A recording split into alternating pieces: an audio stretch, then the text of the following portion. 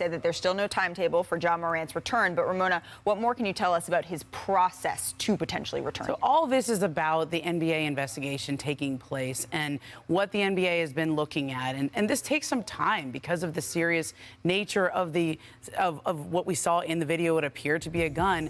The investigation has to look at, can you prove, was that actually a firearm? That's not as simple as it sounds, right? Then you have eyewitness testimony of who might have been at the club. Was this gun ever on NBA premises? Right. Was it on a team plane? And this investigation, if you don't actually have the weapon in question, or that would appear to be a weapon, takes some time. And so the Grizzlies have been moving with this sort of indefinite time frame, even though they keep putting actual days on there. And the players themselves have this idea that he could be back at some point, or they could be without him. And there's this sort of uncertainty about it. That when I talked to Tyus Jones, who's the starting point guard there, and they pay him like a starter, as you know, Malika. They do that for a reason. He's operating like, I have to be the leader. I have to be the starter for the foreseeable future. Right, so no Ja Morant tonight for sure. The Grizzlies and the Mavericks on ESPN. But here's the deal. We're just 1 month away, right, from the first round of the playoffs. So if you're looking at these two teams, and I want to start with you here, Monica, there's very different brands of question marks surrounding the Grizzlies, surrounding the Dallas Mavericks. But if you were to see who has a higher ceiling, which I know is a difficult question to answer right now, who would you say of those two teams?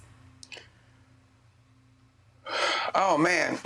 Well, I think I'm still going to lean the Memphis Grizzlies. And for me, it's a relatively simple equation. That's a team that still has an ability to defend at a high level, even though they're missing three key guys potentially. And the Steven Adams thing is particularly curious, as we're not expecting him now until the postseason at best. But they still have a constitution there in terms of a defensive identity. I have been puzzled flat out by the decision that the Mavs made because they gave up so much. And as much, befuddled's a good word, right? As much as they can score when they are healthy and whole, I just think a shootout in the Western Conference is dangerous. At some point, somebody has to get a stop, and I still think the Memphis Grizzlies have the pieces to be able to do that. Perk, where do you fall on this? I disagree with Monica so bad for the simple fact that, look, I love what Dylan Brooks has been doing for us being the emotional leader. Steven Adams being out is huge. Jaren Jackson, I still have to see him stay out of foul trouble consistently and be on the floor. And look, Desmond Bane's right. He's going to get a big payday. He has upped his game, but he's still not in that star or superstar caliber. You have that in Dallas. You have Kyrie Irving. Luka is going to be back. Just those two guys alone are a problem. And I would have to give the nod to them over the Memphis Grizzlies for the simple fact you're looking at two of the best isolation players in the game today. The other pieces, hey, it is what it is. But I also trust J. Kidd. I trust J. Kidd and his demand of actually getting the best of what he can out of this roster on the defensive end. So if I had to decide between the two, I'm going with Kyrie Irving and Luka Doncic and the Dallas Mavericks over this Memphis Grizzlies team that don't have Ja Morant right now and don't have Steven Adams. I'm going to go alongside with you, Per. I'm sorry, Monica. She wants to jump in. Go ahead, Monica. She got to defend But herself. Dallas is not healthy right now either, but go ahead. My only thing was neither team is healthy right now, but continue. Go ahead, But Ramona. look, to me, I'd go. No, my only thing is Dallas is not healthy right now either. That's true. Luka's not healthy, Kyrie's not healthy, but I'll always go with the two superstars who have carried teams by themselves, and now they are together. Like, I've seen Luka Doncic carry a team in the playoffs all the way to the Western Conference Finals last year. We've seen Kyrie Irving carry the Brooklyn Nets, carry teams that he has been on, and so I'll roll with those two guys right now ahead of the Grizzlies just because of the cloud of uncertainty around Ja Morant, around Steven Adams. And this is coming from somebody who picked the Grizzlies to win the West at the beginning of the preseason. So it's not like I don't believe in them. I just think right now the uncertainty around them is too high. We're getting 40 wins this year. Fox, crossover. Fox goes, hangs and scores. Head of the curve. For me to put pen down the paper, you gotta show me that you know what I'm worth. Don't miss your chance to shout, Kings Nation. Their 40th win of the season. Did you hear me on that? Their 40th win of the season.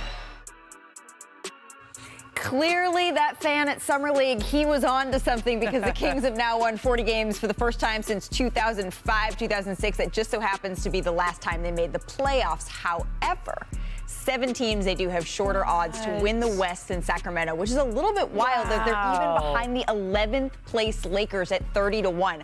This is why. Wow. This is why I don't. Oh, that's going on some bulletin boards up there. All right. Some folks were high on the Kings. I don't think anyone had them, though, as a 2 seed in the West. I agree with you, Mona. It's going on a bulletin. Most teams have around 15 games left in the season, so I want some bold predictions for the remainder of the NBA season here. Perk, you want to start us off? Be big. Be bold. Absolutely.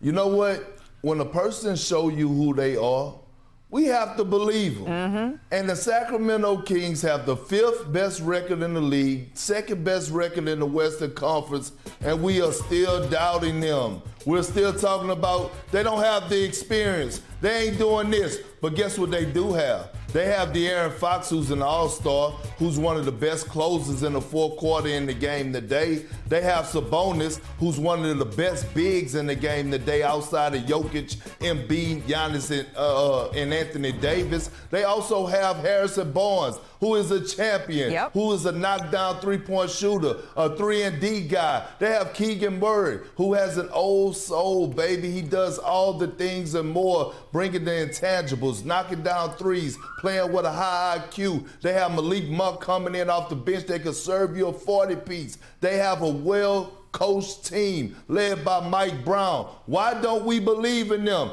They are going to the Western Conference Finals this season. They are. I don't know if that's a bold prediction, but damn it, I'm jumping off the ledge.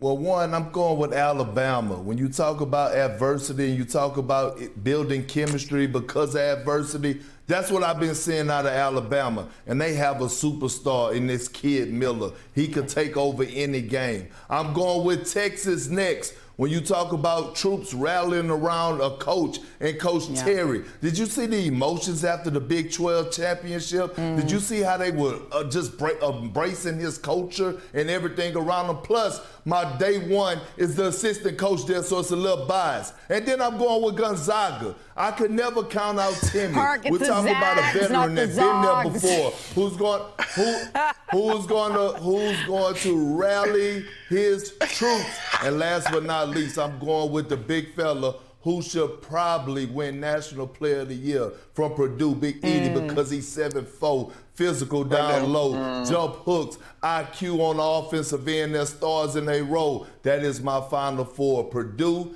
Texas, Alabama, and how you say it? Gonzaga. This is the PSA announcement that we need to do every March. It is Gonzaga, not Gonzaga. They are the Zags, not the Zogs, and that is how we pronounce it. Ramona, are the Zags in your Final Four? No, I'm taking UCLA over the Zags here. I know everybody loves Timmy, makes all the NIL deals, but I like UCLA. I know that this is a revenge game for them from a couple of years ago, and I just love Jaime Jaquez. All right, Monica, we have 30 seconds left. Women's bracket, who you got?